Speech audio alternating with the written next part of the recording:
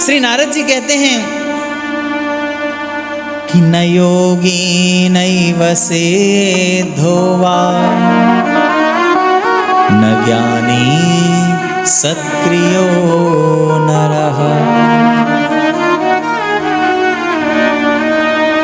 मैंने सोचा कि चलता हूँ कहीं संत महात्माओं की शरण में जाऊंगा, वहाँ जाकर उनसे थोड़ा ज्ञान लूंगा, उनकी शरण में बैठूंगा, वहाँ तो कम से कम सत्य धर्म तप होगा। लेकिन वहाँ जाकर भी मैंने क्या देखा, बोले न योगी नैव सिद्धो वा न ज्ञानी सत्क्रियो नरः। कोई योगी नहीं, कोई संत नहीं, कोई महात्मा नहीं, कोई ज्ञानी नहीं। जो भी महात्मा बने बैठे हैं, जो भी संत बने बैठे हैं, जो भी साधु बने बैठे हैं, वो सब केवल और केवल अपने स्वार्थ के लिए बैठे हैं। केवल अपना स्वार्थ सिद्ध करने के लिए वो रूप, वो भेष, वो कपड़े धारण कर रखे हैं। वहां भी मुझे अच्छा नहीं लगा। मैंने मन में विचार किया कि ऐसा करता हूं, भगवान श्री कृष्ण ने स्थान ग्रहण किया था ब्रज वृंदावन धाम, वहां चलता हूं, वहां चलकर जरा देखता हूं, शायद वहां पर अच्छा हो, क्योंकि भगवान ने वहां पर जन्म लिया, वहां अवतार लिया, शायद वहां अच्छा हो। मैं वहां गया, यमुना जी के किनारे होते हुए बड़े अच्छे अच्छे सुंदर सुंदर स्थानों का दर्शन करते हुए निकल के जा रहा था कि तभी मैंने एक चीज देखी, एक विचित्र, कि तत्राश्चर्यमया दृष्टम श्रूयतां तन्मुनीश्वरः। मैंने एक आश्चर्य देखा, और वो आश्चर्य क्या देखा, बोले एक युवती स्त्री बैठी हुई है और दो बुढ़े बाबा पड़े हुए हैं, और उनको वो चेत में लाने की कोशिश कर रही है, उठाने की कोशिश कर रही है, और बड़ी दुखी है, रो रही है आंसुओं से। अरे ये क्या है, ये क्या है? बड़े मन में विचार हुआ कि ये युवती स्त्री है, लेकिन ये दोनों बुजुर्गों की वजह से ये रो रही है, आखिर इसका इनसे संबंध क्या है, और ये क्यों ऐसे, ये क्या हो रहा है? मुझे लगता है कि मुझे इसका दुख दूर करना चाहिए, इसके लिए कुछ करना चाहिए। मन में विचार करने लगे, लेकिन फिर सोचा कि मुझे क्या लेना देना, मेरा क्या मतलब है, मैं इनको जानता नहीं, मैं क्यों इनके लिए कुछ करूं? मैं जिस कार्य से आया हूं मुझे वो काम करना चाहिए, मैं चलता हूं अपने काम से।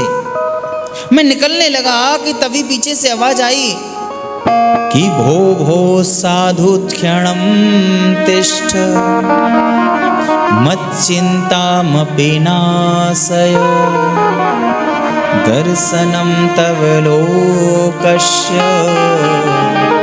सर्वधा गहरम परम।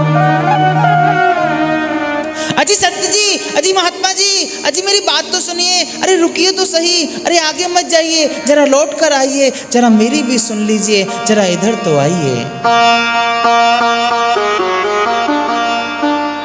नारद जी ने मुड़कर देखा, ये तो मुझे ही बुला रही हैं, लेकिन जान ना पहचान, मैं इनको जानता नहीं हूँ, ये मुझे बुला रही हैं क्यों? चलो कोई बात नहीं, बुला रही हैं तो चलता हूँ।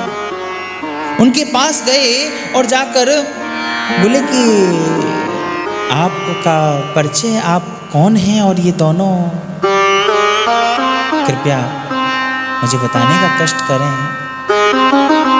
वह युवती स्त्री कहती है कि अहम भक्तिरिति ख्याता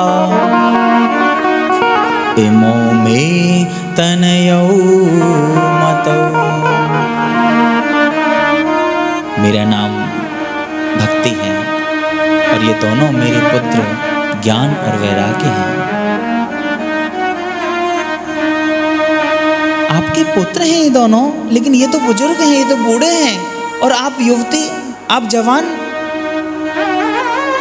यही तो मेरे दुख का कारण है, इसी दुख को दूर करने के लिए तो मैंने आपको रोका है।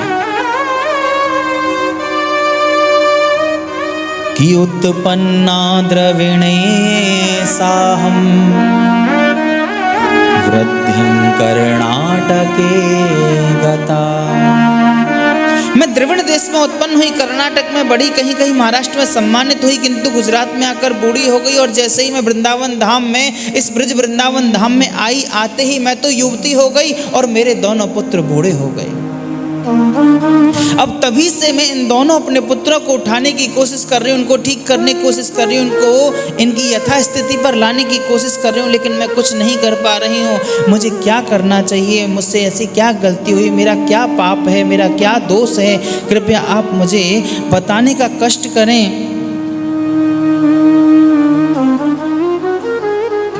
नारद जी बोले, ये तो बड़ी गहन समस्या है। मुझे पता है कि ये बहुत गहन समस्या है, परंतु मैं जानती हूँ कि नारद जी महाराज आप कौन हैं, आप क्या सकती हैं। मुझे पता है कि आप ही मेरी समस्या का समाधान कर सकते हैं। आपको भगवान ने मेरे पास भेजा है और कृपया आप मेरा कल्याण कीजिए। ठीक है, मैं करता हूँ कुछ। नारद जी महाराज ने आंखें बंद की, आंखें बंद कर कर देखा कि ऐसा क्यों हुआ।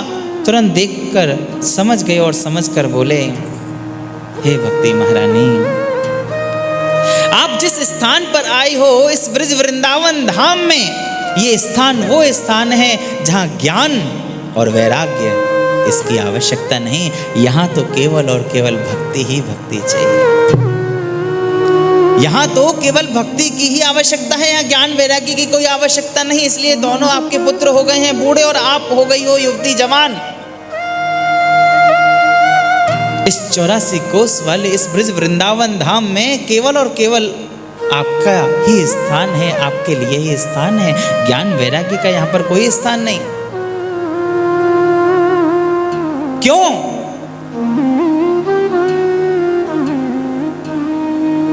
क्योंकि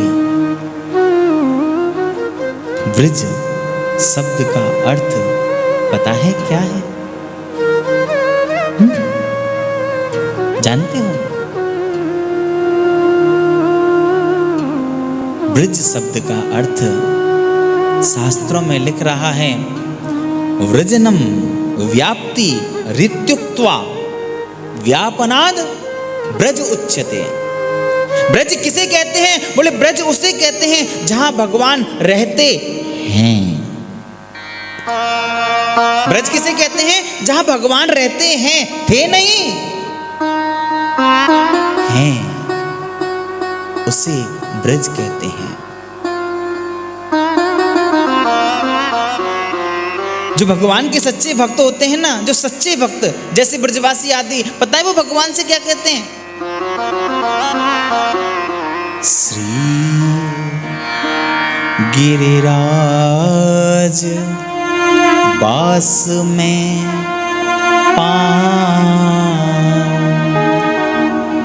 ब्रज तज बैकुंठ न जाऊं। हे प्रभु, हे ठाकुर जी, अगर आप हमसे खुश हो, अगर आप हमसे प्रसन्न हो, तो केवल और केवल हमें हमेशा हर समय एक ही स्थान देना, और वो देना केवल और केवल श्री गोवर्धन गिरिराज जी धाम। यहां से बाहर ब्रज तज बैकुंठ न जाऊं। यहां से बाहर हमें बैकुंठ भी मत भेजना। क्यों? क्योंकि वो जो बैकुंठ है ना, वहां भगवान रहते हैं ही नहीं। उसको छोड़कर तो भगवान यहां ब्रज में आ गए हैं, तो वहां खाली पड़े बैकुंठ में जाकर हम क्या करेंगे? हैं? इसलिए देना होना अब हमें बास तो केवल और केवल अपने चरणों में, अपने शरण में, बस ब्रज वृंदावन धाम में, श्री गोवर्धन गिरिराज जी धाम में ही देना। सच्चे भक्त इस बात को बोलते हैं। क्योंकि वहाँ इसीलिए तो भक्ति जवान है, युवा है। वो स्थान कैसा है? बोले कैसा है? बोले इतना अच्छा है। बोले कितना अच्छा है?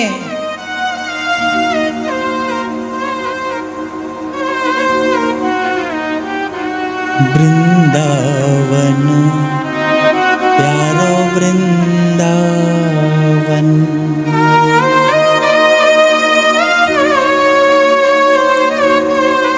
श्यामा हृदय कमल सो प्रगट्यो, श्याम हृदय को भाई, वृंदावन प्यारो वृंदावन, वृंदावन प्यारो